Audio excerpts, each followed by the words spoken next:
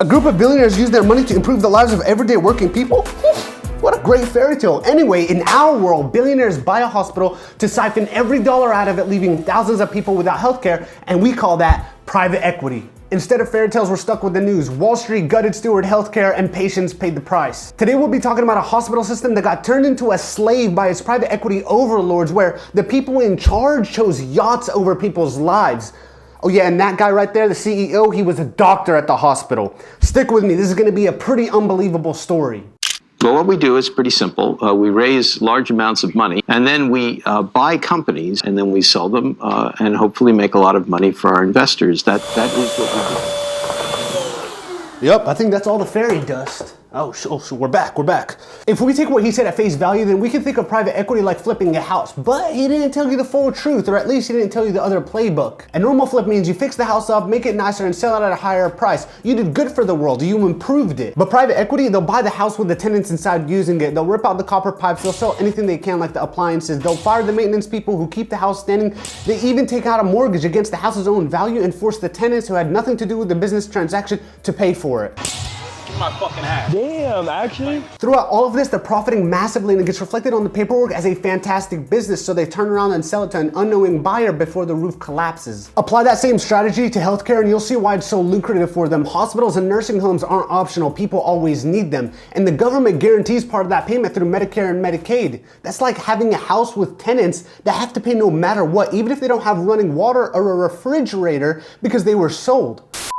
Private investors are guaranteed to profit. How do they do it? Is this even legal? Let's look at their playbook. Step 1, they'll find a business and buy it, but not entirely with their own money. In 2010, the private equity firm Cerberus Capital Management found their target. It was a Catholic nonprofit health system, Caritas Christi Healthcare, and the price was $900 million. So to make this purchase, the private investors turn around to a bank and say, hey, we need like $650 million.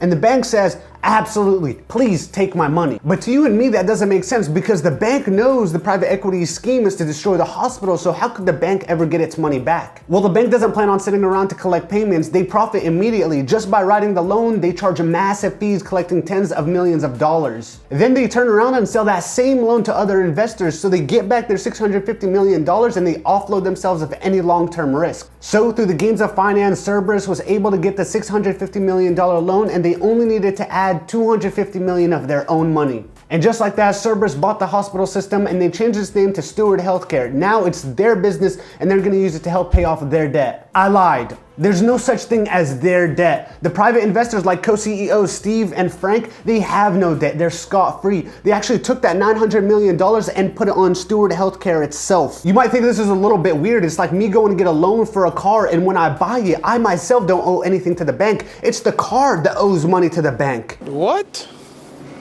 Private equity is able to do this because they understand the game of money and they have very competent lawyers. So they create a small temporary company that will be the one to take on the loan. They use that same company to buy the hospital with almost $1 billion. Then they merge the hospital system with the temporary shell company into one, forcing the hospital system, Steward Healthcare, to take on $900 million worth of debt. Step 2. Hey, Steve, Frank, what y'all think we should do? Shit, start gutting the hospital for real. Oh yeah, that's a great idea. Yeah, they start cutting costs because that's the fastest way the hospital can start paying up. The first thing they'll do is they'll start laying off workers. These are gonna be the nurses and techs, the people that actually keep the place running, and they'll frame it by saying, we're streamlining the process, we're making it more efficient. But in reality, they're just squeezing more work out of fewer people. Then the supplies, things that were standard before, like extra bandages, IV pumps, backup equipment, are now wasteful. And if any part of the hospital isn't making money, they'll shut it down. Steve actually tried to do this with one of their Steward hospitals, but it's so destructive to a community that the state attorney general had to step in and slap Steve's greedy hand away from at least shutting down their emergency room. But to Frank and Steve, it doesn't matter if it's the only trauma center within a 50-mile radius or the psych ward the whole city depends on, because to them, the goal isn't public health, it's debt repayment and profit. I don't have to tell you how important these services are because we understand they are necessary public infrastructures. Without them, our standards of living plummet.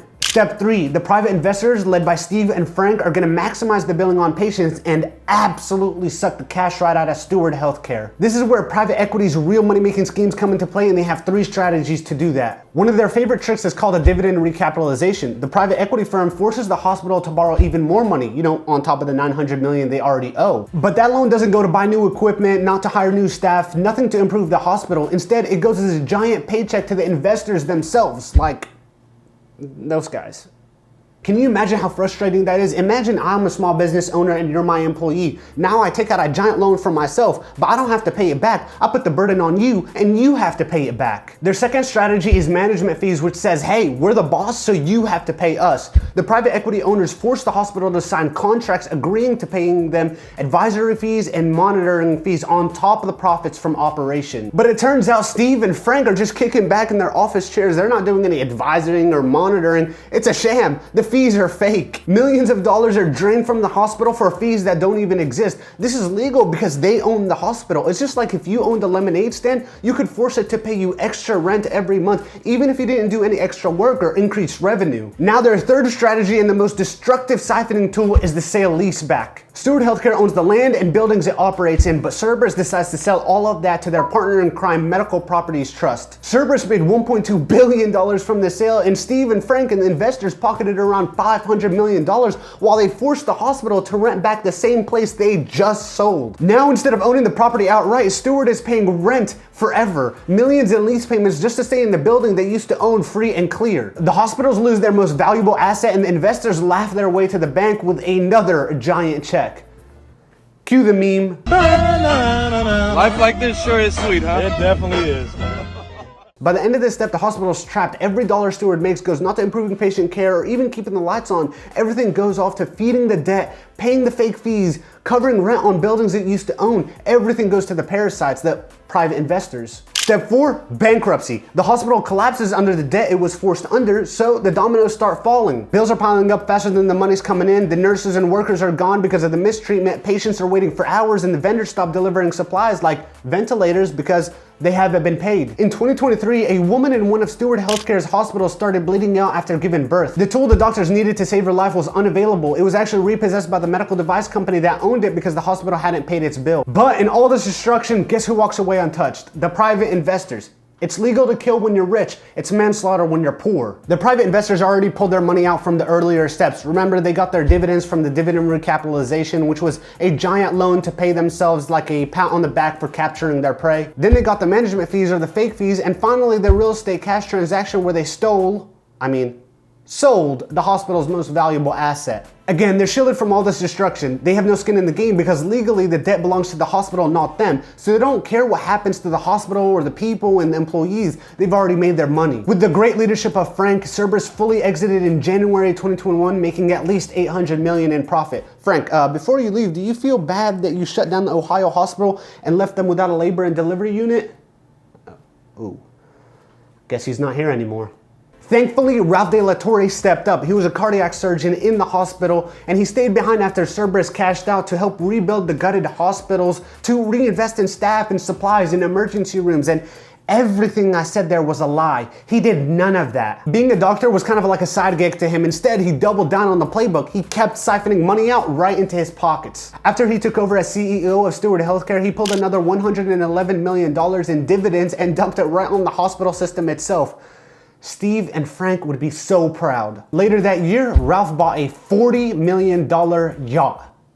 Ralph was a physician. He knew exactly what it meant to be in the emergency room without the right tools. He knew exactly how many lives depended on a functioning hospital. But instead of protecting the woman who died in delivery, he chose the money, which goes to show how disconnected he was from medicine. On a brighter note, Steward Healthcare filed a lawsuit against him and some of the other executives. It went to Congress and he was called to testify, but Ralph never showed up. He's now in contempt of court, running away from accountability, or sailing away on his yacht from accountability. I wish I could give you bright news about the other private investors, but they studied the playbook better than you, Ralph. You thought you could step into their world because they stepped into your world of medicine, but listen, I don't think they ever took the oath to do no harm. My goal above all else in this video is to get you to care, because if you don't and they come and loot your hospital or your city, then there's nothing wrong with what they're doing, right? You won't mind not having a hospital. You won't mind not having a grocery store near you. Our lives will continue to get worse if we let our opponent beat us without putting up a fight. It's the rich versus the poor. It's never been about political parties. The rich are now creating propaganda to advertise and sell steroids. This video explains the truth behind the enhanced games. Subscribe. Subscribe.